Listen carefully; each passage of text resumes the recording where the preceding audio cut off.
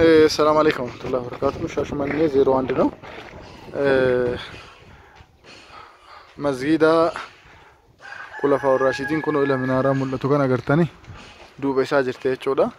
Asiin ispaaltii madda walaabuu bira laftaan isinitti agarsiisuu hedduu kun lafti kaaree 300 manni mana mukaa wayii ofirraa qabdi. Ila kunoo meeyyoonnoo kana balbala cufanii jiranii eessaan isin mul'isa. Asiin mul'ifnu qoya akkana seen akka silkiin harkaa keessan bu'u. Ila kunoo ila lafti kana kun asiin gimbii namaati. Akkana jirte jechuudha. Bishaan qabdi, ifaa qabdi, waan mara qabdi, kaartaa pilaanii qabdi. Mana amarra jirtu tan irraa balleessanii mana ajaa'ibaa bifa addaatiin ijaaruun ni danda'ama jechuudha. Naannoo sirriitti bareeda.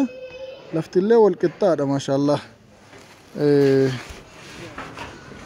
Miliyoona 1,600,000 jedhan.